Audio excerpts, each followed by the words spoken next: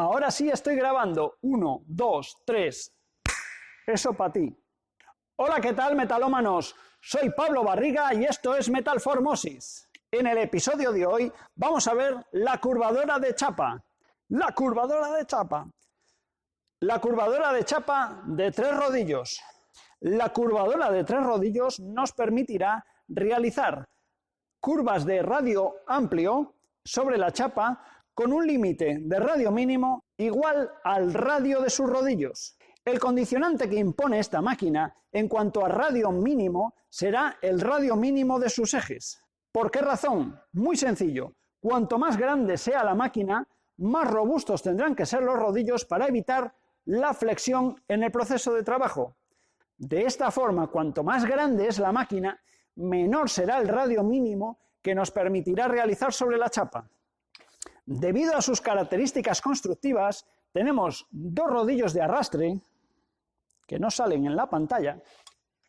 Vete una silla, a ver. Voy a por una silla, corta, no cortes, porque ya tienes un enlace de voz, con lo cual no cortes, no cortes, no cortes, no cortes. Pero date prisa que se gastan las baterías. Y sí, hombre, que ya voy, que estoy gordo, joder. Lo que tenemos aquí hoy es un pequeño equipo de bajo coste que sirve para la industria gráfica, sirve para realizar letras, logotipos o pequeñas carcasas. La máquina consta de 3 rodillos. Los 2 primeros son rodillos de arrastre. Los rodillos de arrastre sirven para arrastrar la chapa entre ellos y obligar a que se encuentre con el tercer rodillo, que es el rodillo de control. La presión entre estos 2 rodillos se regula por estas 2 moletas, mientras que la posición del tercer rodillo, el rodillo de control, se regula con estas otras 2 moletas de aquí. Si yo realizo un calandrado con el tercer rodillo perfectamente alineado, produciré un calandrado cilíndrico y por lo tanto podré cerrar la pieza en forma de cilindro. Mientras que si el tercer eje, el eje de control, se encuentra ligeramente dislocado, me va a producir un radio mayor por un lado que por el otro en el proceso de calandrado, por lo que me generará un tronco de cono, es decir, una tolva, un embudo o una forma similar. Las características constructivas de esta máquina es que permiten rular, permiten calandrar hasta 300 milímetros de chapa, de hasta 1 milímetro de espesor, sin importar la longitud.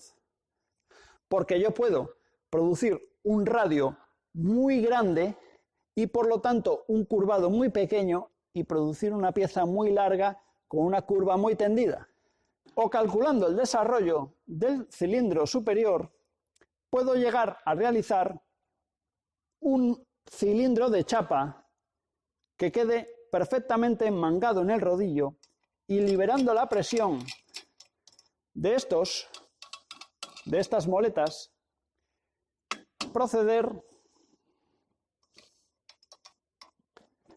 a extraer la pieza por el costado. Para la demostración del uso de esta máquina y su efecto, voy a proceder a utilizar las 2 piezas que cortamos y planificamos en el vídeo anterior. Recordemos que tenemos que calandrarlas de tal manera que cierren hasta formar un cuerpo similar a una pequeña esfera. Para ello introduzco la chapa de manera que ella por sí misma no pueda entrar, sino que requiera de la tracción de los rodillos. Y regulo el tercer rodillo de tal forma que en el avance me genere una curvatura. Puesto que esta curvatura no es suficiente, iré dando sucesivas pasadas hasta que obtenga la curva que deseo.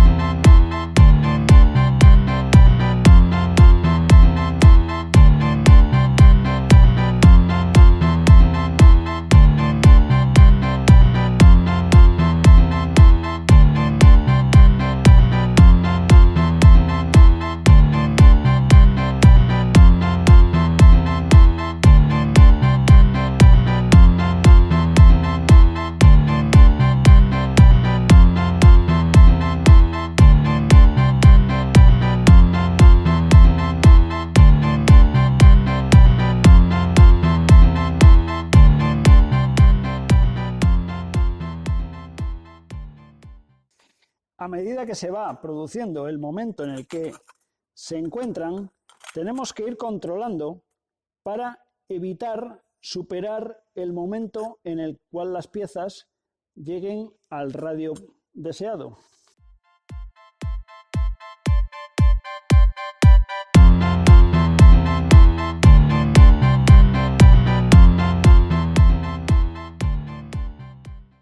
Bien, amigos metalómanos, como ya podéis ver, este es el punto máximo al que puedo llegar con este proceso. Aunque este no es el proceso que yo necesito realizar para generar una esfera por dos piezas, como ocurre en las pelotas de béisbol, sí que me ha servido para explicaros cómo funciona esta máquina, sí que me ha servido para haceros una pequeña demostración y por lo tanto a partir de aquí ya tengo piezas con las que por medio de golpes producir el conformado tridimensional. Puesto que es una pieza muy pequeña, de un espesor relativamente grande, me va a requerir bastante paciencia. Lo veremos en otro episodio. Hemos visto cómo funciona la máquina de 3 rodillos de pequeño tamaño. Vamos ahora a ver una máquina de 3 rodillos más profesional, de corte industrial, aunque de pequeño taller, que será lo más grande que por regla general tengamos en los talleres de carrocería. Bueno, cambiamos de ubicación para hablar de un rodillo a escala normal, no a escala mini como el que tenemos en el otro taller.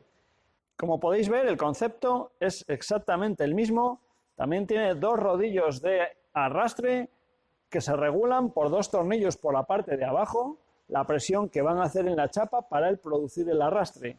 El rodillo de control, en lugar de regularse por 2 moletas, como era el caso anterior, en este caso se regula por un juego de palancas. Por lo demás, es exactamente igual que el otro rodillo que teníamos.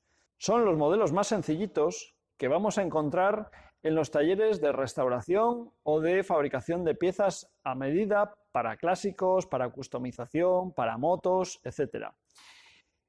En caso de que estuviésemos hablando de rodillos más grandes o de producciones más grandes, ya hablaríamos de rodillos motorizados, hablaríamos de otra serie de cosas que no tienen sentido en una producción tan pequeña y tan específica, puesto que en nuestra labor es muy difícil que lleguemos a reproducir una pieza más de 2 veces.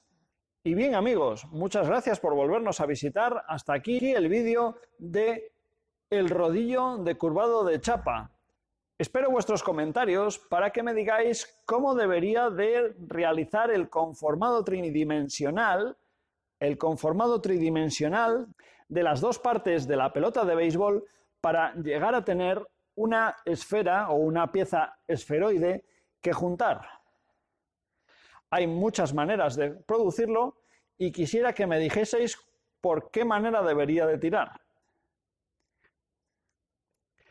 Si no lo has hecho ya, espero que te suscribas y en caso de que quieras recibir notificación de la publicación de nuestros vídeos, dale a la campanita. Hasta aquí el vídeo de hoy. Yo soy Pablo Barriga y esto es Metalformosis. Un saludo.